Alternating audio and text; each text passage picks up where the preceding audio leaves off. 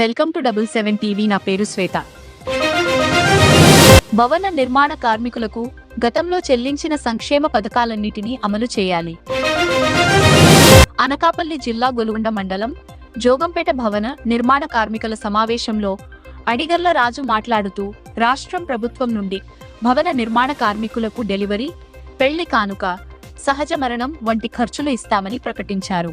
అయితే 2020 సెప్టెంబర్ 7కి మునుపు అమల్లో ఉన్న ప్రమాద బీమా, కార్మికుల పిల్లలకు స్కాలర్షిప్లు, బెడ్ రెస్ట్, పనిముట్లు ఇచ్చేవారు. 2020 సెప్టెంబర్ 7 నాటికి కార్మిక శాఖ తీసేసిన క్లైములను చెల్లించాలి. నాటి నుండి ఈ రోజు వరకు సంక్షేమ బోర్డు నడవనందున పథకాలు కోల్పోయిన కార్మికులకు ఎటువంటి షరతులు లేకుండా సంక్షేమ పథకాలు అమలు చేయాలని డిమాండ్ చేశారు. ఈ కార్యక్రమంలో సిఐటియు నాయకులు బుంగ గంగరాజు, సంఘం నాయకులు గంగాధర్, రామకృష్ణ, ఆనంద్, మాణిక్యం తదితరులు పాల్గొన్నారు.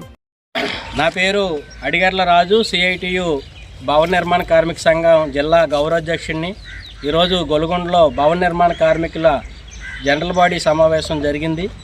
నిన్న రాష్ట్ర ప్రభుత్వం భవన నిర్మాణ కార్మికులకి సంక్షేమ పథకాలు 3, ఒకటి వివాహ కానుక, అలాగే డెలివరీ కానుక, సహజ మరణం అమలు చేస్తామని చెప్పేసి జీవో ఇవ్వడం జరిగింది. అందుకు భవన నిర్మాణ కార్మిక సంఘంగా ప్రభుత్వానికి కొత్త రోజు ధన్యవాదాలు తెలియజేస్తున్నాం. అయితే గతంలో భవన నిర్మాణ కార్మికులకి సుమారు 25 రకాల భవన నిర్మాణ కార్మికులకు సంక్షేమ పథకాలు అమలు జరిగేవి.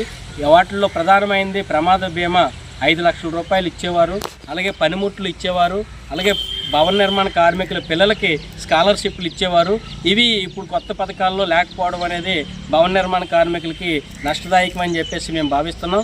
అట్లాగే 2020 సెప్టెంబరు 7వ తారీఖు నుంచి భవన నిర్మాణ కార్మికుల సంక్షేమ పథకాలు నిలిపివేశారు.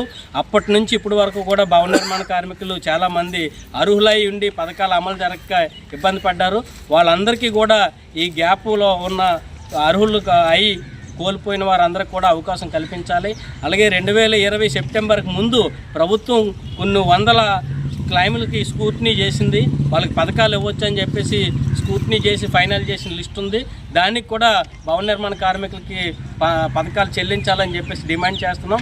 ప్రభుత్వం ఈ డిమాండ్లన్నింటినీ కూడా పునరాలోచన చేయాలి. గతంలో ఇచ్చినట్టు అన్ని పథకాలను కూడా ఆచరణలో అమలు చేయాలని చెప్పేసి మా సంఘంగా డిమాండ్ చేస్తున్నాం.